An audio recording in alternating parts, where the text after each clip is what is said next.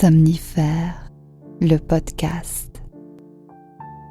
Nous sommes au commencement d'avril, par une nuit de pleine lune, lorsqu'Hortense remonte joyeusement les Champs-Élysées. Elle y rencontre Chichite, une collègue de trottoir, avec qui une altercation débute. Bonsoir à toutes et à tous, nous sommes jeudi 7 avril, et Somnifère vous plonge ce soir dans le Paris d'antan avec l'histoire de deux jeunes femmes qui vont réaliser que l'amitié et la sororité qui les lient sont plus fortes que leurs différends. C'est une jolie nouvelle de Paul Alexis intitulée « Nuit de printemps ». Et juste avant cela, une séance de relaxation sous la forme ce soir d'une détente progressive du corps. Un bonne nuit tout spécial ce soir à Noah de la Seine-sur-Mer, Janie de Paris, Alistair de Namur, Brigitte de Draguignan, Danila de Saint-Quentin, Anissa de Tanger et Constance de Vaucresson, et merci d'avoir partagé Somnifère sur vos réseaux sociaux. Plus d'infos en description de cet épisode.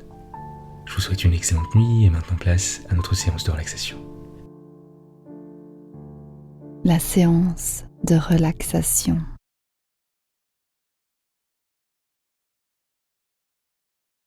On va commencer par prendre le temps de s'installer confortablement, d'ajuster le drap ou la couverture, de se mettre à l'aise dans une position confortable.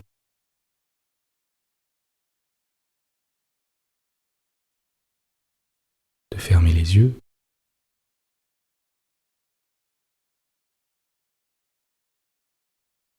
Et de laisser notre esprit vagabonder.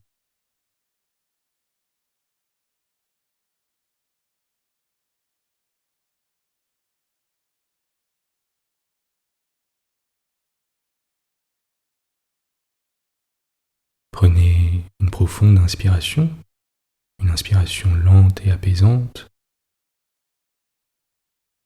avant de relâcher toutes les tensions à l'expire.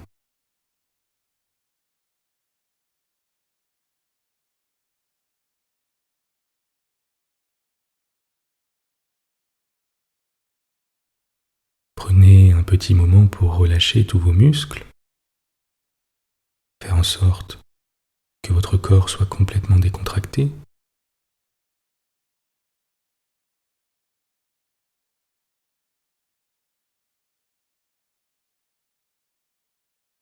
En prenant le temps de bien détendre votre nuque.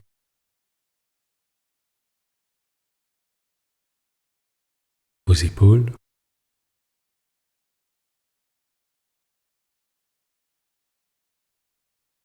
et votre dos.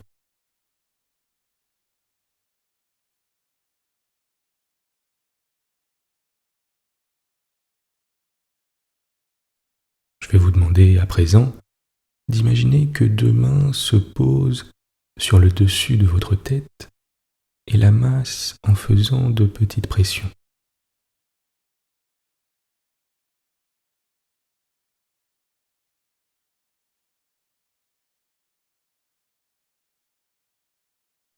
De haut en bas, et puis de bas en haut.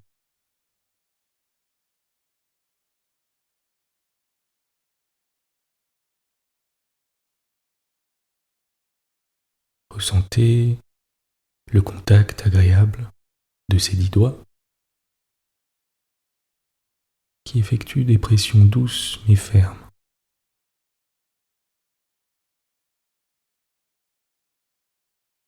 Avant de glisser sur les côtés, au niveau de vos tempes,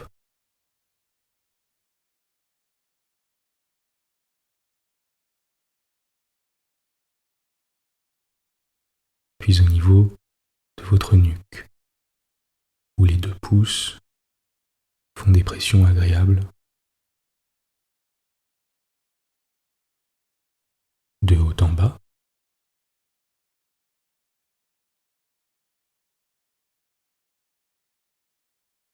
et puis de bas en haut.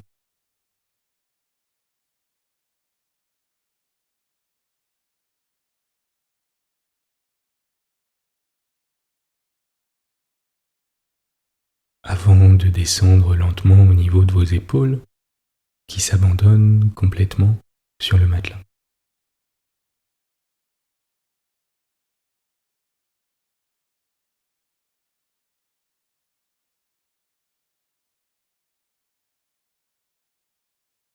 puis au niveau de votre trapèze, qui se détendent.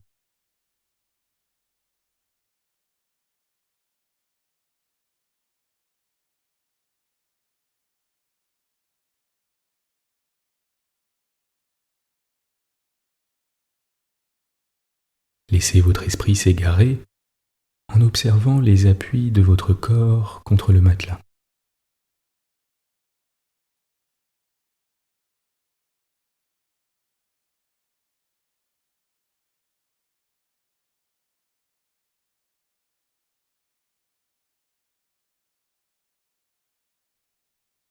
Votre respiration,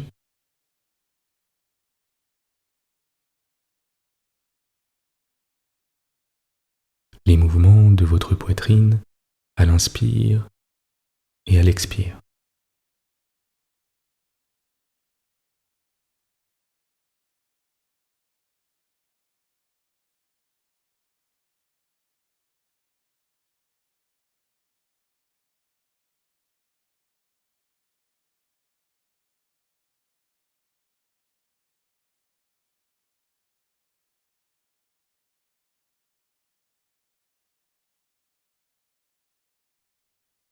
La température de l'air à l'inspire et à l'expire.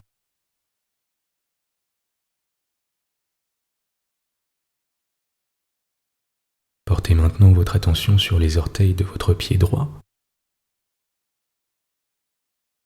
alors que vos pieds et vos chevilles sont complètement relâchés, et sentez des mains les masser un par un, délicatement.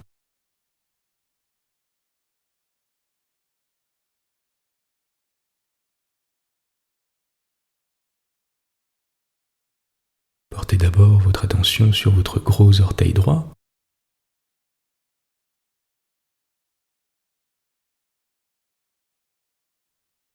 puis le second,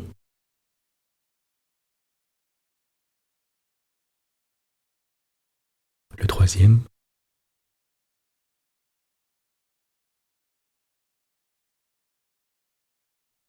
le quatrième,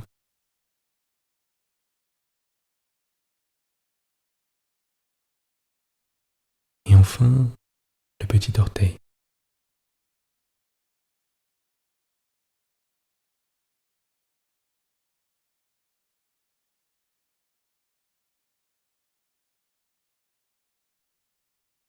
À présent, portez votre attention sur les orteils de votre pied gauche. D'abord votre gros orteil droit,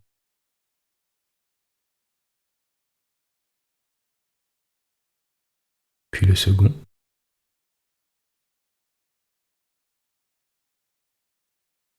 le troisième,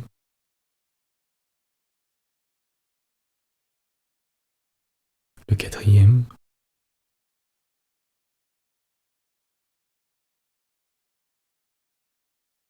et enfin le petit orteil.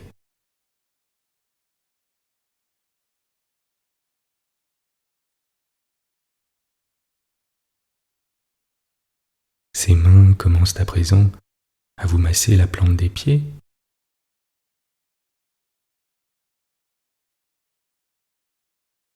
de haut en bas,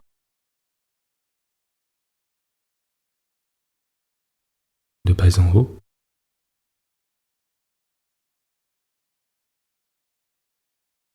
puis de gauche à droite.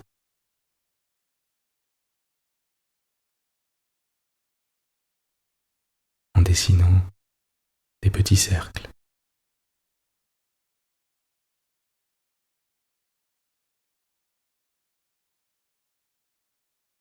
Et en appliquant des pressions légères et agréables.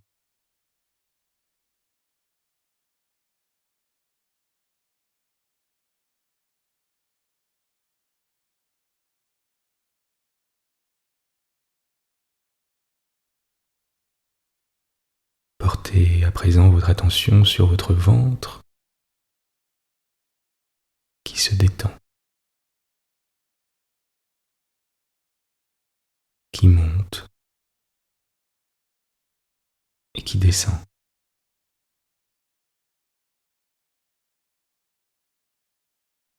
Au rythme de votre respiration, qui s'apaise.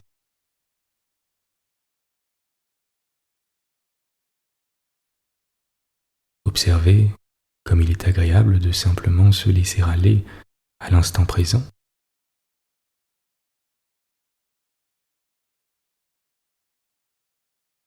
sans rien attendre de particulier.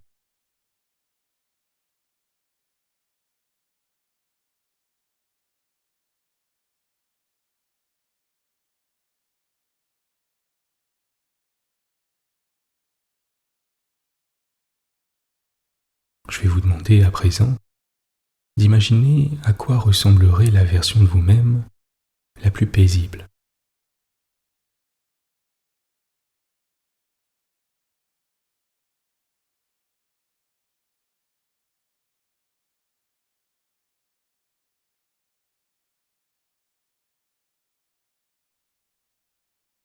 Concentrez-vous sur le calme et l'immobilité de cette image et sur ce que vous ressentez.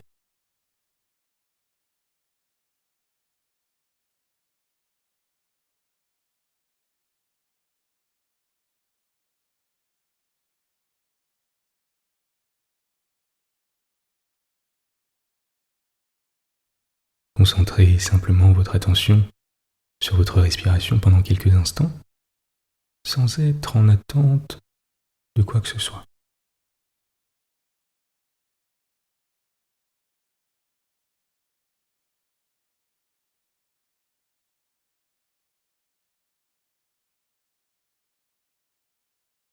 En étant tout simplement présent,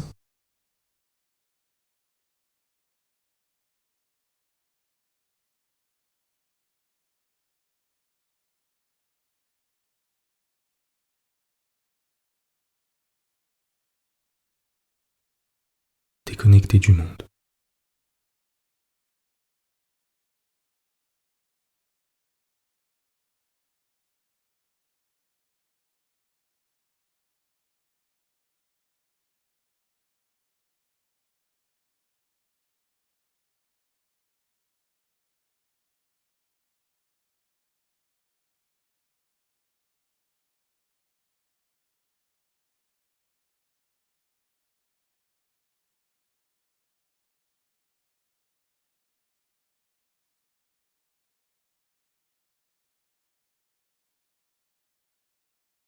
Vous êtes calme et détendu.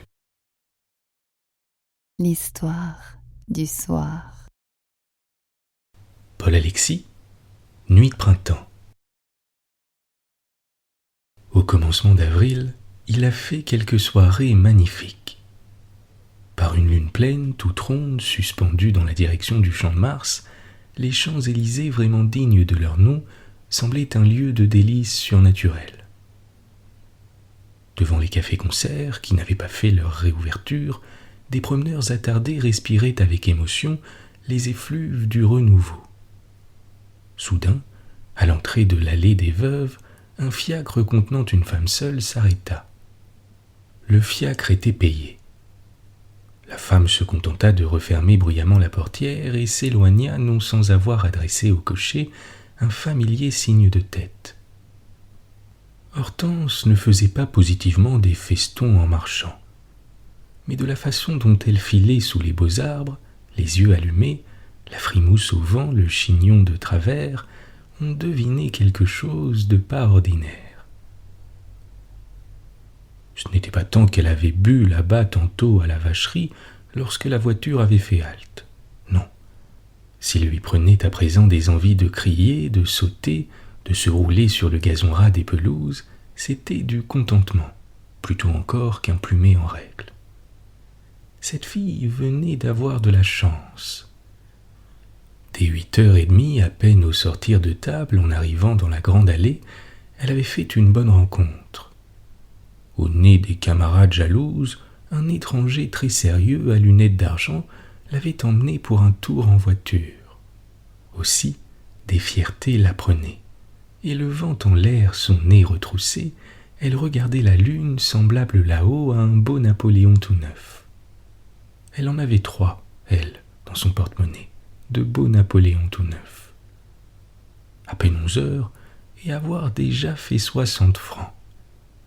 Disposée à accepter une nouvelle promenade, elle recommençait à sourire aux passants bien mis lorsque tout à coup, non loin du café du chalet, elle se trouva nez à nez avec Chichite, qui lui dit à brûle-pourpoint.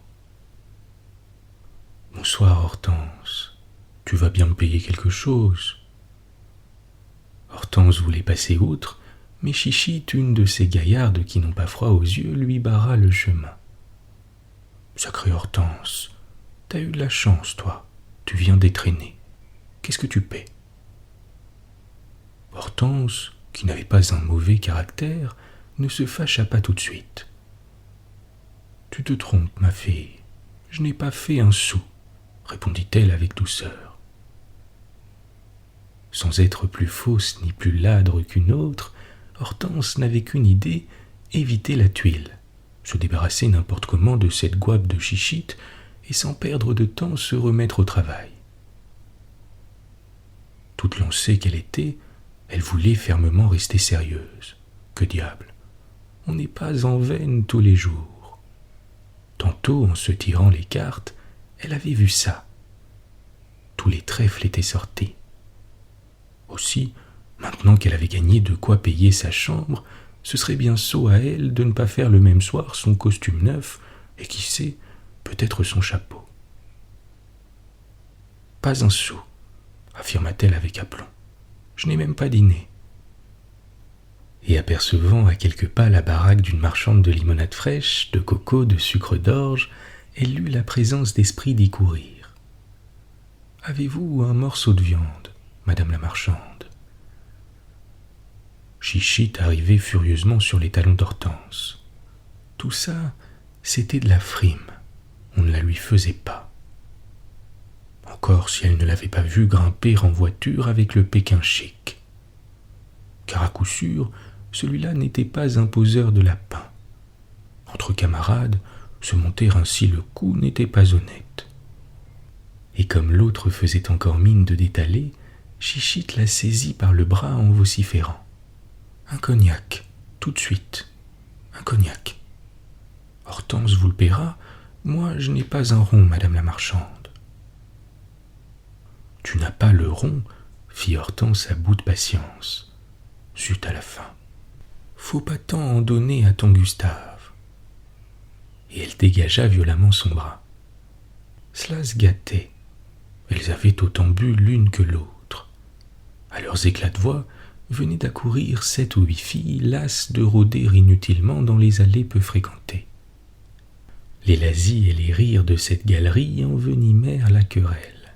« Et si je l'aime, moi, Gustave? Et s'il me plaît de lui en donner, alors ?»« Alors, merde, pour toi et pour lui. » Puis des gros mots sans qu'on sût qui avait commencé, Hortense et Chichite en vinrent aux voies de fait. Hortense, comme une chatte enragée, souple et terrible, bondissait. L'autre, imposante par la masse, un vrai dromadaire dont les 2 bosses semblaient n'en faire qu'une, assénait dans le vide de formidables coups de poing. D'abord, elles ne se firent pas grand mal. Une gifle bien appliquée chanta pourtant sur la bonne grosse joue de Chichite. Mais le nez retroussé d'Hortense fut tout de suite en sang. Folle alors, poussant d'aigus cris de rage, celle-ci fit un saut en arrière, et ramassant son en-tout-cas tombé au commencement de la dispute, elle voulut en assommer l'autre, mais la pomme lui resta à la main tandis que l'en-tout-cas se brisait contre la baraque. D'émotion, la marchande en renversa une carafe de limonade et se mit à crier à la garde. Amusée et grossissante à vue d'œil, la galerie se tordait. Quand la garde arriva enfin, il fallut un certain temps pour relever et séparer les 2 femmes qui, réunies par les hasards de la rixe, ne formaient plus qu'un seul être. Un monstre informe, roulé à terre, gigotant de ses 8 membres enchevêtrés, ballottant ses 2 têtes, en train de se griffer lui-même, de se mordre. Cela au milieu d'une pelouse de jeunes gazons, fraîchement arrosée, est devenu un lit de vase noirâtre. Le lendemain matin vers 5 heures, au poste du palais de l'Industrie, dans un violon, Chichite fut éveillée à demi par la sensation d'être couchée à la dure sur un banc de bois. Presque aussitôt, une crampe à la cuisse gauche la fit s'apercevoir qu'elle n'était pas seule. Hortense dormait là profondément, pelletonnée à ses pieds, prenant une de ses larges cuisses pour oreiller. Sans s'éveiller complètement, encore pompette, Chichite ne fit que dégager sa jambe. Mais n'ayant pas chaud, elle remonta contre elle ce corps moite. Pour ne pas tomber du banc étroit, instinctivement, l'autre finit par la prendre tout à fait dans ses bras. Et elle dormait encore ainsi vers 7 heures lorsqu'un gardien de la paix vint les déboucler. Avant de comparaître devant le commissaire de police, elles durent attendre 1 heure et demie dans le poste au milieu d'une vingtaine de gardiens de la paix. Ces messieurs se montrèrent aimables. Il ne faisait pas chaud et le poêle ronfla comme en hiver. On leur prêta une vieille brosse chauve, un peigne à moustache. Bien qu'ayant couché ensemble dans les bras l'une de l'autre, elles ne s'étaient pas encore parlé. On leur permit d'aller à la fontaine dans la cour. Là, après s'être observées quelque temps du coin de l'œil sans se départir de leur grande froideur, elles se rendirent pourtant certains petits services. « Voudriez-vous, s'il vous plaît, m'aider à rattacher mon chignon ? Madame me donnerait-elle un coup de brosse là, entre les 2 épaules ? Madame, je vous remercie. » Soudain, s'étant regardées bien en face, l'une et l'autre en même temps, elles pouffèrent de rire. Quelle cuitière, avoua Hortense. Dis, étions-nous bêtes, toi et moi ? Sacrée Hortense, va, s'écriait l'autre très ému. Tout finit par un déjeuner copieux en cabinet particulier. Hortense offrit ça d'elle-même, dans sa joie, dès que le commissaire les eut relâchés. Les 60 francs y restèrent, et l'on se passa joyeusement de Gustave. Vers 5 heures du soir, Hortense et Chichite, les mains égarées, la bouche à la peau, dormaient dans les bras l'une de l'autre.